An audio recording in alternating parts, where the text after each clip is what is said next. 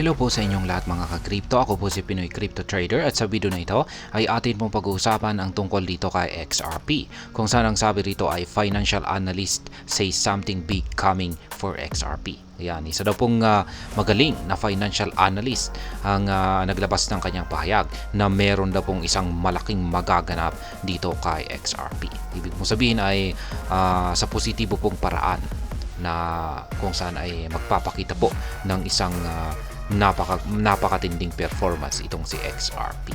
Ibig pong sabihin ay sasabog po siya. Kaya yan, bago po tayo magpatuloy ay nais ko lamang po munang bigyang linaw ang aking disclaimer kung saan ang nilalaman po ng video na ito ay hindi po ito isang financial advice. For education and information purposes lamang po ang layunin nito. Maliban po dito ay nais ko na rin pong magbigay babala na wala pong kahit anumang group chat ang Pinoy Crypto Trader.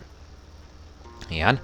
Sabi rito ay a financial analyst believes XRP is about to experience a pivotal movement before November, citing its position within a triangular pattern. Ayan.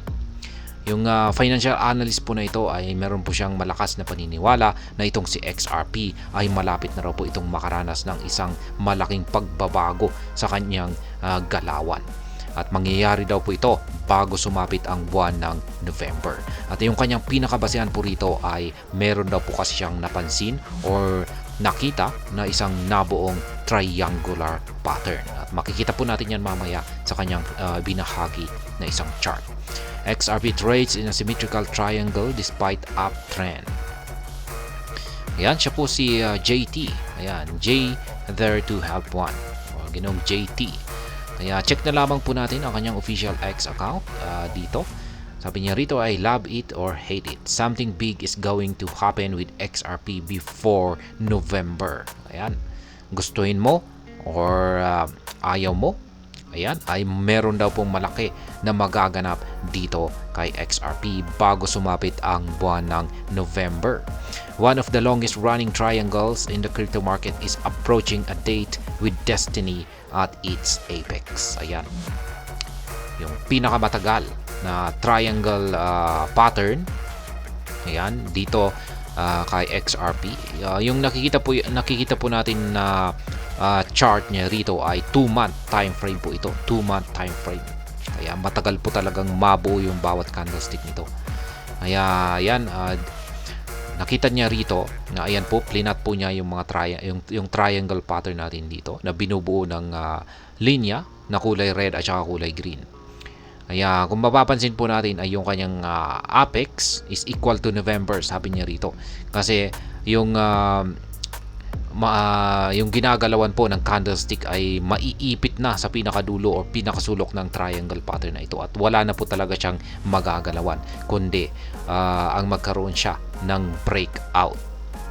Kaya ayan, longest triangles, tinuring po niya itong longest running triangles.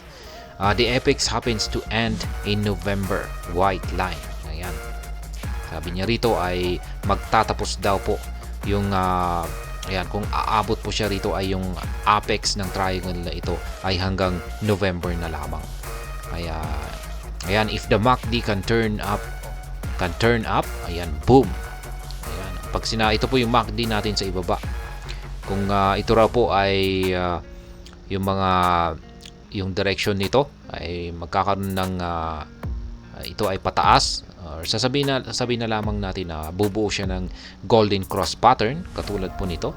Ayan, yung kung saan yung kulay yan, yung kulay orange na ito or kulay brown na ito ay tumagos dito sa kulay puti na linya. Ay ayan, sasabog daw po itong si XRP. Ayan, yan pong muli ang ating financial analyst na si Ginong JT. Ayon po sa kanya ay kung magkakaroon po ng breakout dito sa ating triangle pattern na ito kay XRP ay makakaranas po siya ng isang matinding pagsabog patungo sa isang mataas na presyo. Yun nga lang at hindi po siya naglabas ng kanyang price prediction kung hanggang saan ang maaring akyatin na presyo nitong si XRP dulot na kanyang mararanasang breakout dito sa kanyang triangle pattern na ito. Ayan.